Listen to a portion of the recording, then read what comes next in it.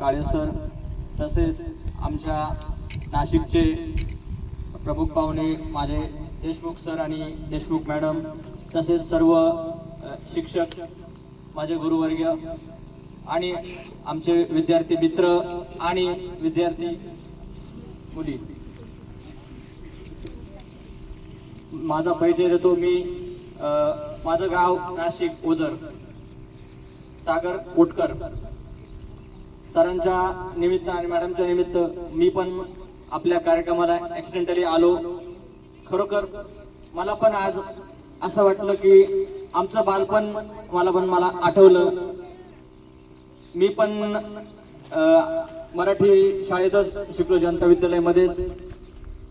तो सगळा काळ मला पण आठवत गेला बसल्या बसल्या। मी मुलांना आणि मुलींना सांगू इच्छितो की आपण सगळ्यांनी चांगला अभ्यास करा, चांगलं वागा समाजामध्ये, आई वडिलांचं नाव मोठं करा। प्रत्येक जण इथं प्रत्येकाची परिस्थिती चांगली नसते, प्रत्येक जण हा कष्टाने आणि मेहनतीने कष्ट करून येतो। आपण सर्व शेतकरी कुटुंबातले मुलं आहे, मी पण तुमच्यातलाच एक आहे। आम्ही पण स्वतःच्या जखमा स्वतः भरूनच वर आलेलो आहे।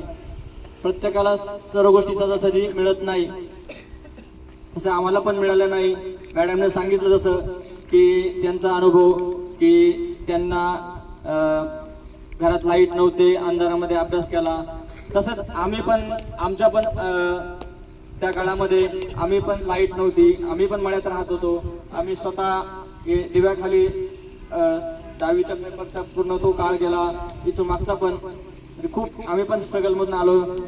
शाळेमध्ये शिकत असताना स्वतःची फी स्वतःच कष्ट करून भरलेली आहे।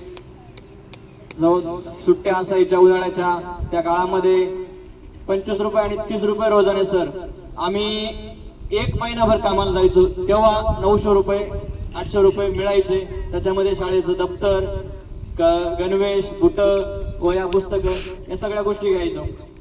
आज काळ बदललाय, आज ठीक आहे आम्ही आज दिवसाला 900-1000 कमवतो, त्या काळात महिनाभर काम करून 900 रुपये मिळायचे।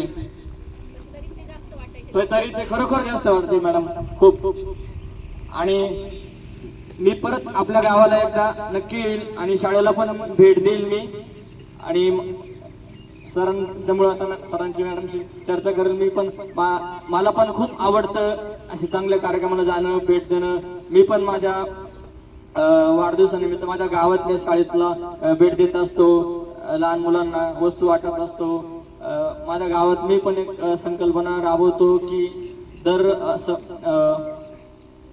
प्रत्येक वर्गात एक मुलगा आणि मुलगी गरीब विद्यार्थी त्यांची शाळेची फी भरत असतो।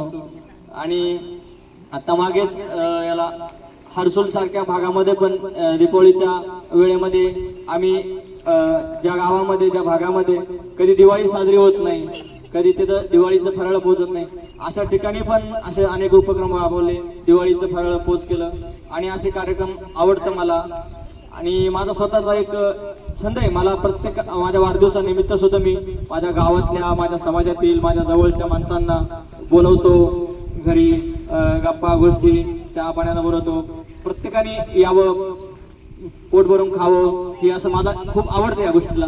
आणि आपल्या शाळेला सुद्धा मी परत एकदा येईल आणि चांगली काहीतरी नक्की भेट देईल मी। चला, धन्यवाद सर, मॅडम, आपल्या सर्वांचे।